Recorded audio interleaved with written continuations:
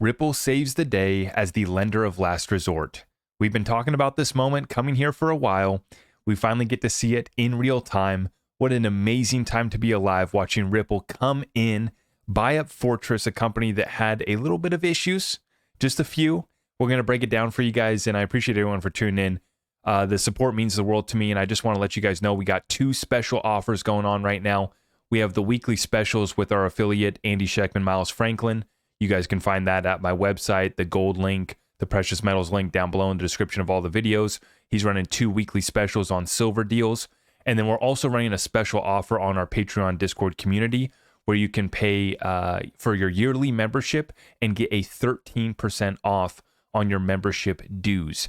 So if you're looking to take advantage of either one of those specials, just go to my website, zachrector.com, and let's get right on into the update, folks. This is massive. The global liquidity is down a massive $1 trillion over the last 10 weeks. Since the high in 2022, $4.2 trillion in global liquidity has dried up.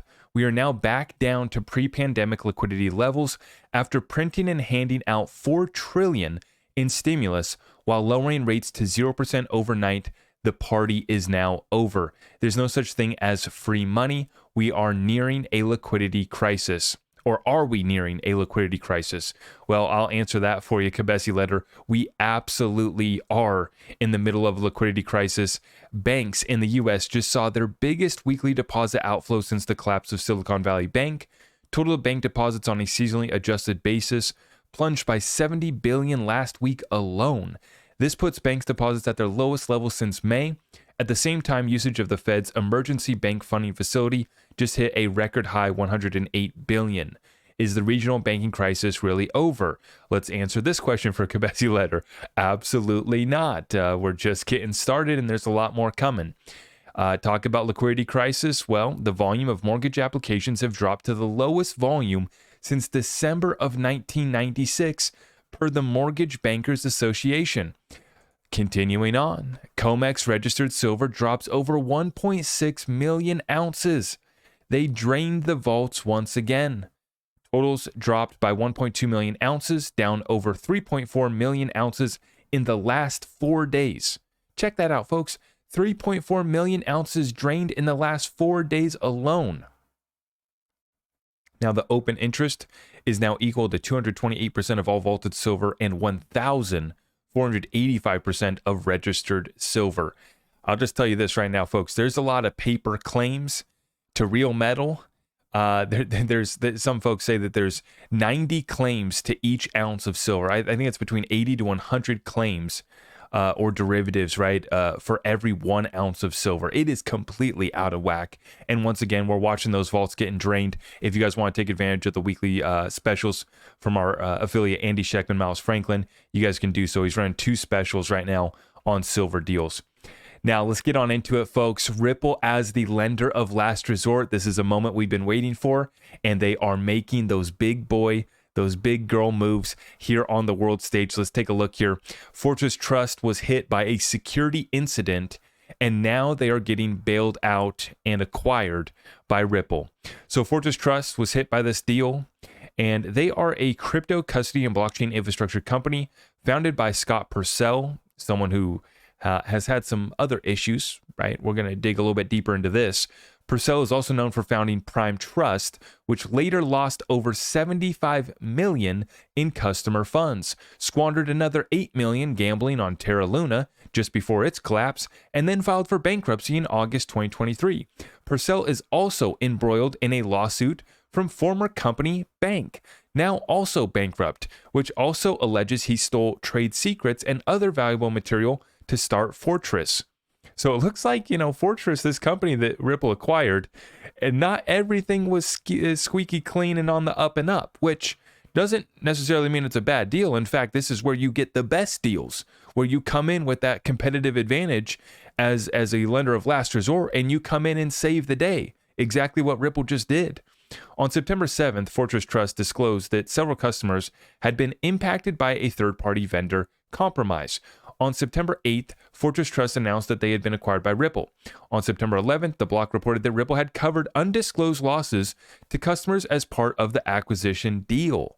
So this was just announced here that Ripple is going to be covering all of the losses, these customer losses, as part of the acquisition deal. So Ripple coming in to save the day. Now, this was a third-party vendor compromise, and I'm going to read off this little tweet from CEO of BitGo, Mike Belsch, to give us a little bit of context and background on what took place here. He says, "I can't express enough how upsetting this Fortress Trust episode is to me. I really don't want to talk about it at all because it actually has nothing to do with BitGo. But because Fortress was not forthcoming about what actually did happen, we are now indirectly affected. Fortress clients are wondering what happened, if they are still at risk, and whether BitGo was somehow involved. Spoiler alert, we were not." So it appears from the CEO of BitGo that they were not affected. This was another third-party vendor that exposed Fortress clients.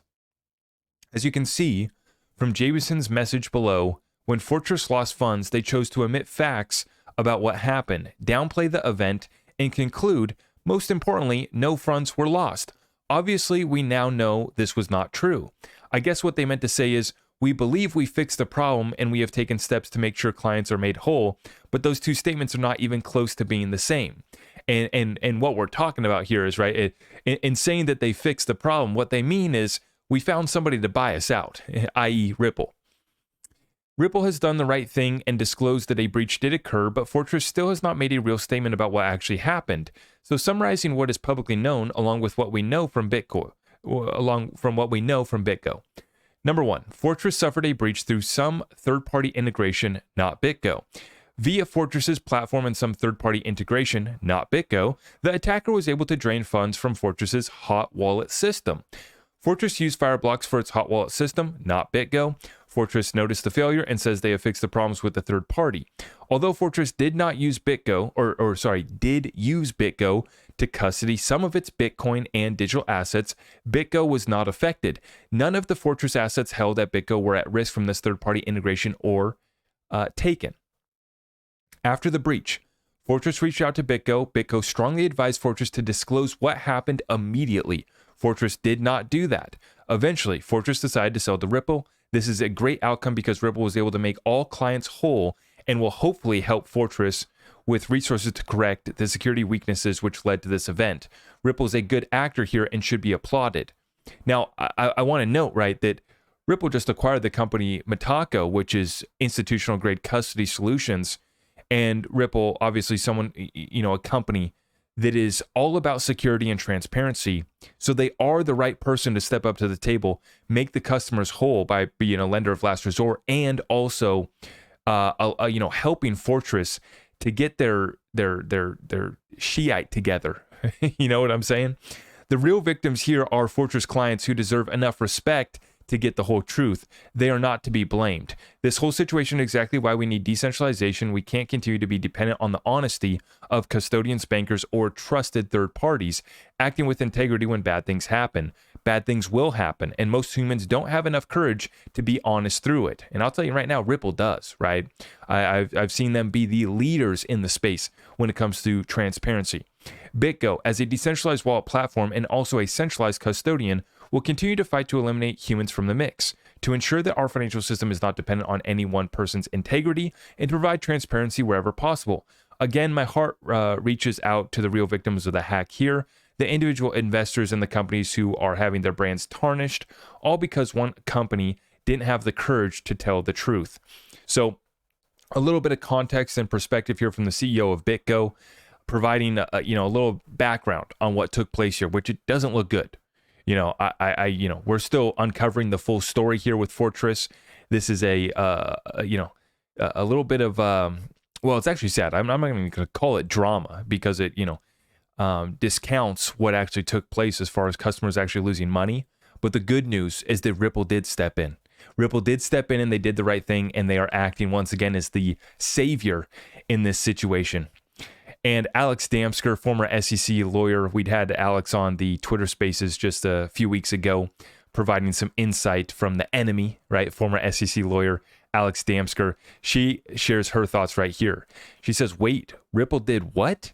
Ripple is in the process of buying Fortress, and Fortress had a security breach, which hit all customers, including some customers who also had Ripple. Now, let's be clear. It actually didn't hit all customers. It only hit some. So a quick point of clarity right there. It did not hit all of the customers. So instead of using the breach to lower the price, which would totally be a fair move, Ripple is moving up the acquisition date, fixing the breach, and making all customers whole. What? Ripple, can you buy my bank? She asked. Well, the thing about it is that we don't know if, I'm sure Ripple moved in to beat them up on price a little bit after this. I'm sure that Ripple used this to their advantage, right? But the point being is that Ripple stepped in here and did something that most people would not do. Alex continues. She says, I don't know if people understand how incredibly rare this is. 10,000 out of 10,000 people in Ripple's power position would have used it for an advantage. They would not have used it to help the other users. Literally never seen that happen before. Well, Ripple is a company that we've never seen before, right? This is not just some fintech company, not just some little startup out of San Francisco.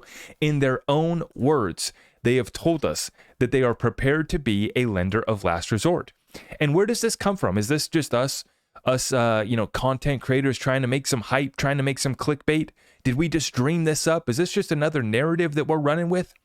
No, it's a direct quote from Miguel Valles, who is, formerly at Ripple as the head of XRP markets. He was in charge of building liquidity for XRP across all markets. And Miguel Valles is the one who said that, Ripple was really set up and we end up more of a lender of last resort. Huge shout out to Digital Perspectives for having this clip here. This is an old one, but it is as relevant as it was then as it is now. In fact, even more relevant now as we see Ripple stepping in to be that lender of last resort. Listen in here on what Miguel Valles had to say. So I guess a long-winded way of saying, I'm not sure we'll ever get rid of all of it and sort of let it all out into the wild, partly because there is some utility for us or maybe some other, organization having it to make sure that the markets are always liquid. Here, and I don't necessarily know that we'll ever distribute all of it. In my mind's eye, there's a possibility where, we end up more of a lending kind of, more of a lender of last resort capacity, maybe. I think that would be a little strange for a software company, and maybe some things would have to change structurally. Maybe we have to have a different organization or something. Who knows, right? Because I've always believed from the minute I read the consensus, the white paper on the consensus mechanism for XRP, I believed it had the capability of changing the world. And, I've had conversations with, Chris Larson and Arthur and David around the fact that it is, I think, transformational software that we kind of owe it our best effort to get it to where it belongs and where it deserves to be. How about that for a mission? How about that for a statement, right? We got to get the XRP where it needs to be. And he says that, there is a role for banks and institutions to hold some, to build out their own liquidity. But then he also comments on the fact that Ripple probably won't let go of all of it, right? They're not going to distribute that whole escrow. They're setting themselves up to be a lender of last resort. And what is a lender of last resort? Well, just to provide you guys a little bit of context on the definition of a lender of last resort, I went to Investopedia. A lender of last resort is an institution, usually a country's central bank. Remember my first TikTok? My very first TikTok, where I said that it doesn't do justice to compare Ripple to a central bank because they don't service just one country. We need to compare them to the IMF or the BIS, the central bank of central banks, right? Because they're servicing the whole world. And this is where, as a lender of last resort, they fit the bill right here.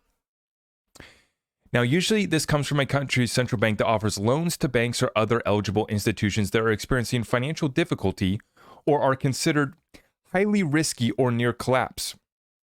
In the United States, the Federal Reserve acts as the lender of last resort, and that is for institutions that don't have any other means of borrowing and whose failure to obtain credit would dramatically affect the economy. Now, this is the role, this is what we're talking about in regards to XRP, in regards to Ripple. Folks thought it was a joke. Folks think that we're just trying to hype up XRP. We're just, trying to pump our bags. Similar to what Miguel Valles just said, this is a duty, right? Almost a calling. And I'm just some little guy in the XRP community, right? But these guys at Ripple, and all of the developers, all the folks that are developing on the XRP ledger, and even folks like you or me that are supporting the XRP ledger, that are, holding some XRP and are treating it as a reserve currency.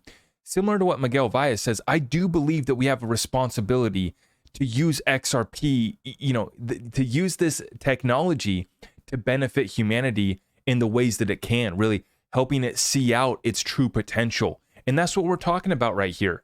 And I put out this tweet here. Ripple is the lender of last resort. Folks thought it was just a joke when we said that they would solve the debt, currency, and liquidity crisis. Ripple acquires Fortress and makes the customers whole. Who else in the space is coming to save the day? The SEC? The Bitcoin bros? Wall Street? Ripple, once again, setting themselves apart from everyone else. Incredible work by Brad Garlinghouse and the team at Ripple. And they're not just setting themselves apart from the rest of the crypto space, they're setting themselves apart from the rest of the banks, from the rest of the central banks. And like I said, my very first TikTok, my very first piece of content that I ever made, we have to compare them to the IMF, to the BIS. We can settle anything of value instantaneously, 3 to 5 seconds at almost no cost. We can build out the best liquidity in the world. And just like Miguel Valles says, we owe it to the world to use this technology to benefit humanity and really let XRP's full potential, be fulfilled. Folks, this is such a big confirmation that we got with this Fortress deal. We've been covering it for the last week. It was a massive deal. We understood that from the announcement, right from the very beginning. We understood it was a very big deal. But now we're seeing just how much of an impact this is going to have. Now, there's a lot of chaos here in the crypto space, and there's a lot of folks to save. We already saw the headlines of Ripple. The headline read, Ripple picking over the carcass of FTX. And apparently they didn't think that it was worth it, not worth saving. And that's the beautiful thing, right? Is that Ripple's put themselves in a position where they get to pick and choose what assets are worth picking up. In the case of Fortress, we can scoop it. In the case of Mataco, good deal. And what Ripple did here is each play adds another layer to that infrastructure that they're building out for Ripple to become the central bank of central banks and for XRP to become a world reserve digital currency. It's incredible to watch this show unfold. But once again, what happened in the last 24 hours, XRP price is down. Oh no, we're still crying. We're sad. We're upset. And in our community, we laugh, we buy the dip, and we break down what's taking place, and we see what's being built out, and we understand where this takes us. Today's price is not a reflection of tomorrow's value. Understand what you are holding, understand what you're picking up. If you're a trader, if you're a holder, if you're a developer, or if you're one of the big hitters at the team of Ripple, we're all in this to see XRP live out its full potential. And for me, it's an absolute pleasure to see Ripple once again making a massive move, setting themselves apart from the rest of the space and leading this space, setting the example, setting the standard for, building out the best liquidity in the world and basically, becoming a lender of last resort and using their digital currency as a reserve currency. The only other crypto that's even trying to be in that conversation is Bitcoin, and we know how their program is working out. So with that being said, folks, if you appreciate this update, can we smash it for me on the way out? Make sure we're subscribed up, hit that notification bell, and I will see you in the next one. God bless.